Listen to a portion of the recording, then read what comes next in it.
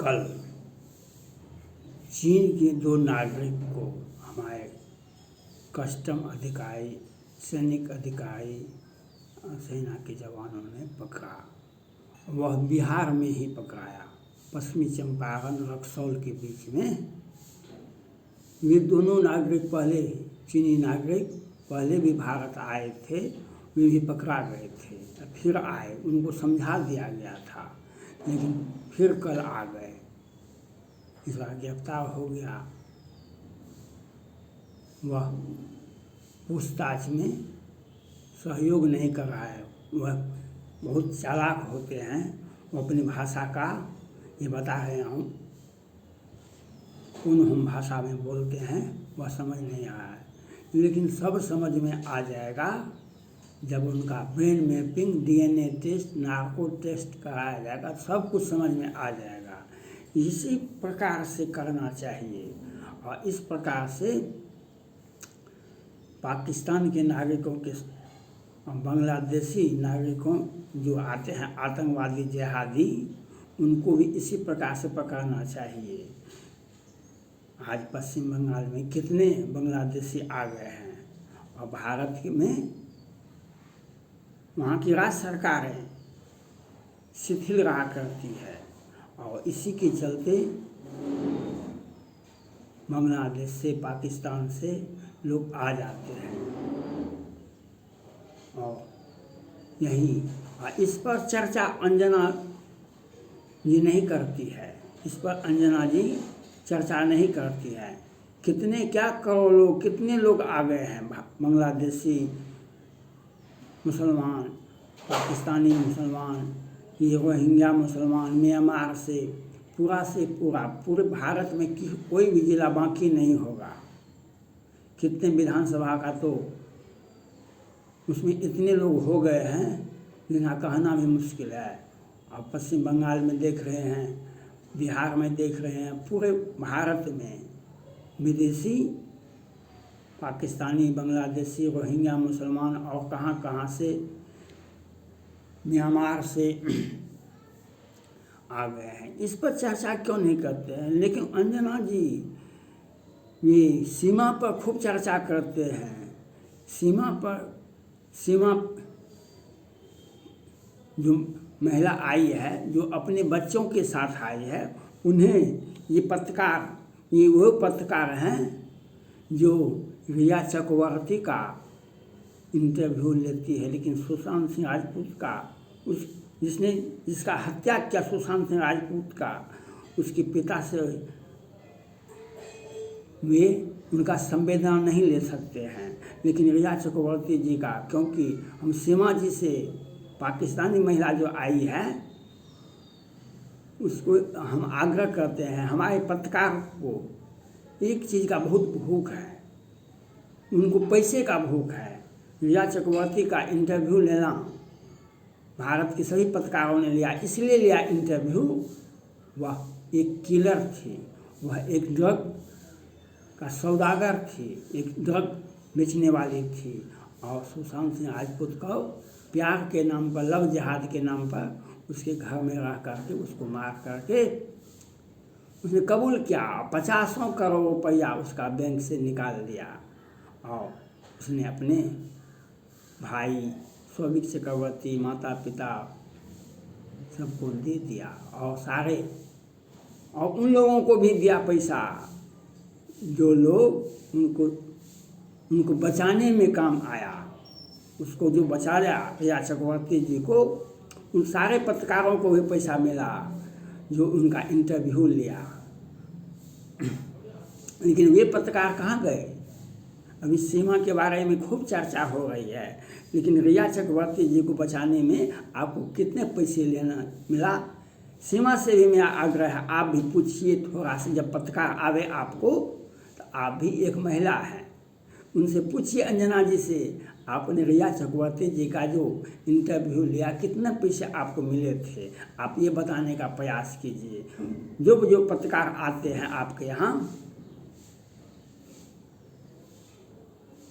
वे सारे पत्रकारों से यह पूछिए कि आपने रिया चक्रवर्ती का इंटरव्यू लिया था, कितने बार लिया था?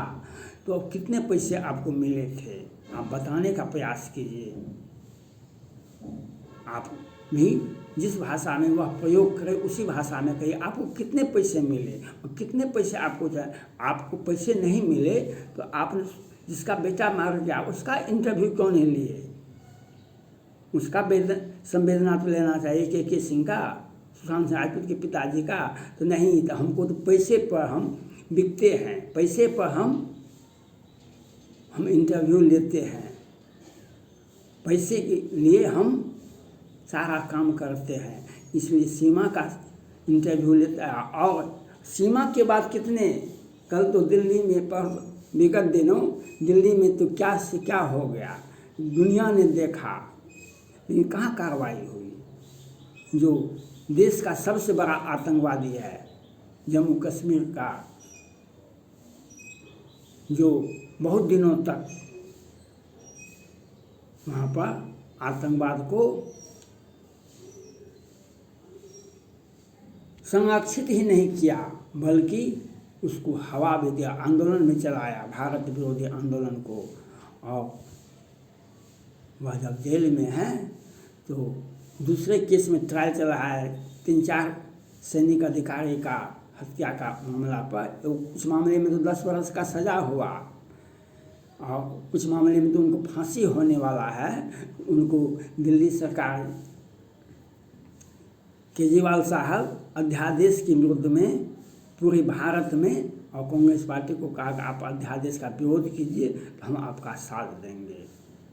हम दिल्ली की चुनी हुई सरकार हैं, हमको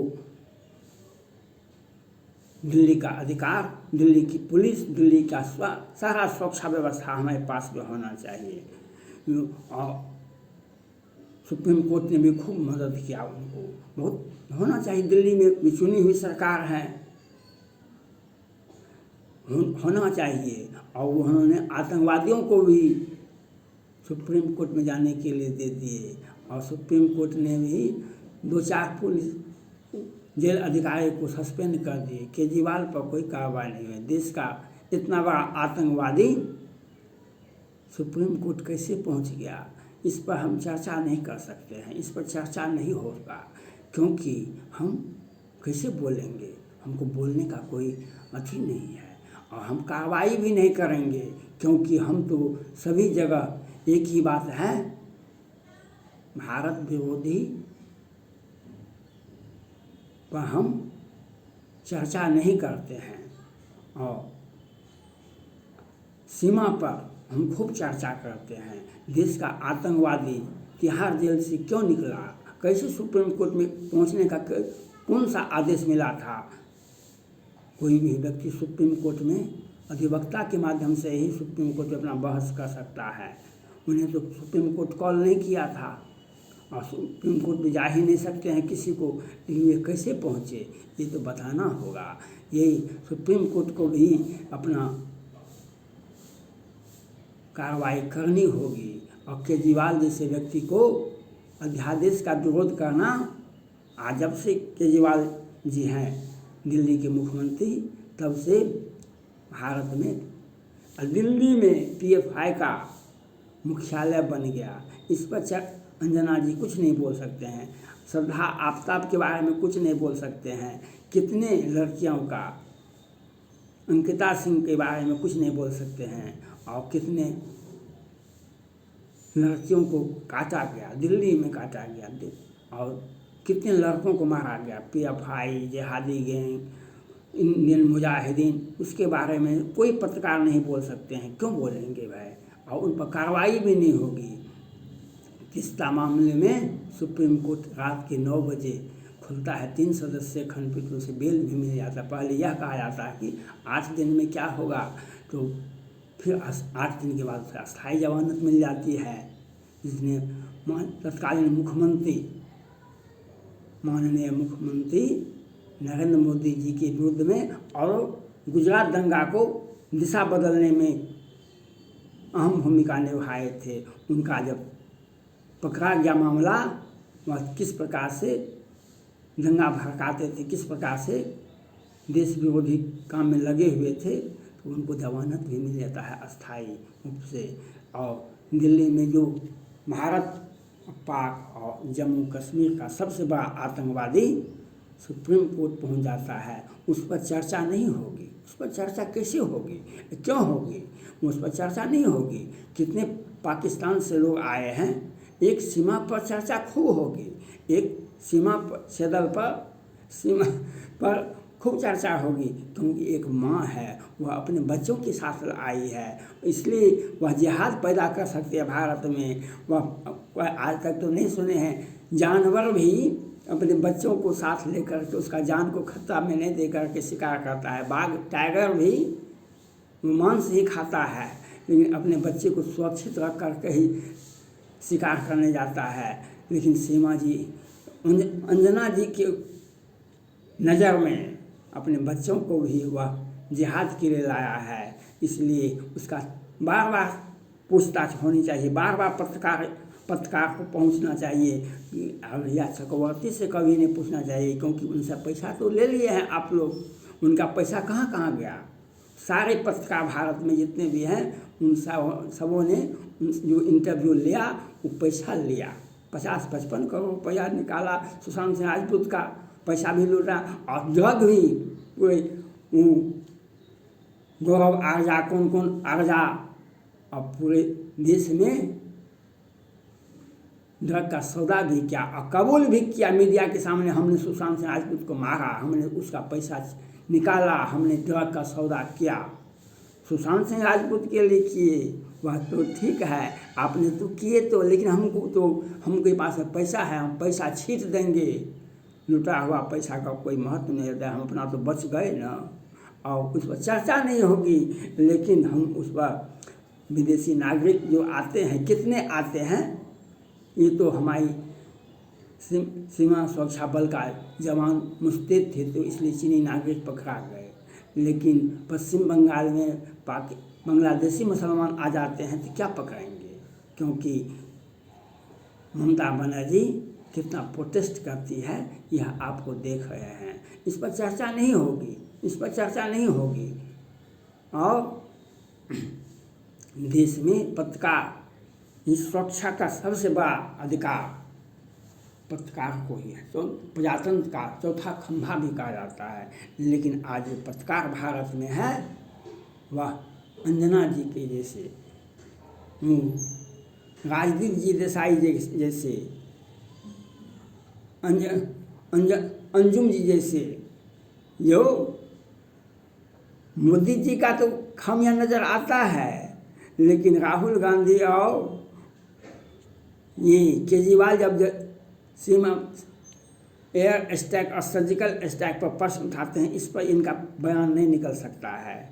रिया चक्रवर्ती का इंटरव्यू नहीं ले सकते हैं, लेकिन सीमा के बारे में खूब बोलेंगे। यही हमारा राजनीति है, यही हमारा पत्रकार है। और अंजना जी, हम सीमा जी से आग्रह करते हैं, कुछ पैसे दे दीजिए इन लोगों को, क्योंकि ये लोग पैसे के लिए रिया चक्रवर्ती जी का साथ देते हैं। यही इनका नैतिक और राजनीतिक आधार है जीवन का। थैंक्स।